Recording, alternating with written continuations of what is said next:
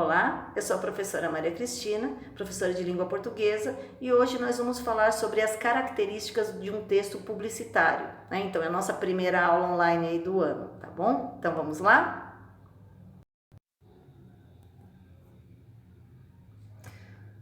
Bom, a primeira aula nós vamos identificar as características do texto publicitário. Então eu coloquei um texto aqui, ó. Quando você larga o celular, é seu filho que vibra. E depois no cantinho tá, conecte-se ao que importa. O texto publicitário, ele é constituído por um texto verbal, que é essa primeira fala, né, associado a uma imagem, podendo ainda apresentar um texto de argumentação, que é esse que está no cantinho aí, tá bom? Que pretende, de forma apelativa, cativar o público para levá-lo à aquisição de um produto ou alertar para uma questão concreta. Aí, nesse caso, ele está alertando para uma questão concreta, né? De a pessoa não estar dando tanto valor à família e está o tempo inteiro conectado com o celular.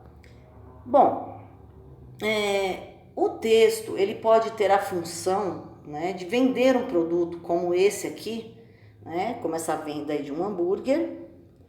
Pode também informar algo de importância coletiva, né? Então, por exemplo, aqui está falando da dengue, né, que você tem que tirar a água dos vasinhos, tal. Então, tudo isso daí para combater a dengue, então está informando. Ou também pode conscientizar o público, né, sobre algum problema, por exemplo, como o tabagismo, né, o que o tabagismo pode trazer. Aí é uma imagem que não tem palavras. Então você vai ver aí a sombra, né, assim, as cinzas estão formando como se fosse a sombra de um homem que não consegue se desvincular aí do cigarro, né?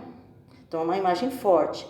Todos eles devem direcionar o anúncio para seu público-alvo.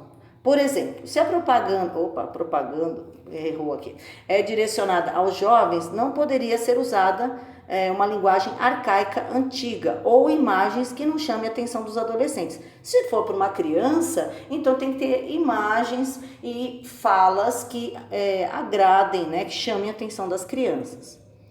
Então, a linguagem verbal e a não verbal, nós vimos um anúncio aí de uma linguagem não verbal, não é verdade?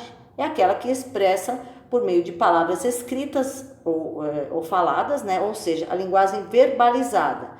Enquanto a linguagem não verbal utiliza signos visuais para ser efetivada. Imagens, né? Símbolos, né? Por exemplo, tem placas, né? E as cores na sinalização do trânsito é uma forma de linguagem não verbal. Então, aqui uma linguagem verbal. Eu estou uma placa, é proibido fumar nesse local. Eu já tenho uma outra placa aqui que só mostra a imagem. Então, é uma linguagem não verbal, não tem palavras. E eu posso também ter a linguagem híbrida, que mostra os dois, tá bom? Bom, então, que seria a linguagem híbrida ou mista. Aqui, por exemplo, o texto publicitário que apareceu no Enem. Então, mude sua embalagem, né? Mesmo se você não tivesse visto esse cantinho escrito mude sua embalagem, você ia ver aqui o açúcar e aqui parece uma barriga, né? Então, ou seja, mostrando que o açúcar aí engorda, né? Então, só a imagem já chama atenção e você já entende. Então, reconhecer aí as estratégias de persuasão no texto publicitário. O que é persuasão, né? É o ato de convencer alguém a acreditar em você. Então, aí eu tenho um anúncio que pode convencer com palavras, cores, figuras. O uso de cores fortes certamente chama atenção. A figura pode trazer emoção, o humor, ou ainda fazer você pensar, como nesse pacote de açúcar, falando, nossa, tá vendo o açúcar, a barriga, aí você tem que fazer a relação, né? Então, esses são fortes aliados aí para conquistar o público-alvo. E um recurso muito usado são as figuras de linguagem e de estilo, como trocadilhos, hipérboles, comparação, etc., né? Então, aqui vamos falar um pouquinho das figuras de linguagem. No livro Aprender Sempre, você vê duas mensagens com a palavra foca. Tá lá uma foquinha, né? E tá aí, foca no trânsito. Depois a outra foca, foca na vida. Eles usaram um trocadilho aqui. A trocadilho é uma figura de estilo. A palavra foca, ele é um substantivo que o animalzinho lá, nome de uma coisa, né, o substantivo, e é uma foca. Mas também tem o verbo focar, né, que quer dizer fique atento a alguma coisa. Então, foca em tal coisa. Então, ele está falando um verbo que faz um trocadilho com a palavra foca, né? Então, as figuras de linguagem de estilo chamam muito a atenção do público, porque elas trazem certo humor, ao mesmo tempo te fazem pensar no que está sendo dito. Então, não é um texto monótono, por isso que é interessante. As figuras de linguagem de estilo num texto publicitário. Vamos ver continuação aqui, né? A figura de linguagem muito usada é hipérbole. Hipérbole significa exagero. Então, na imagem abaixo, vamos ver, ó, tá vendo?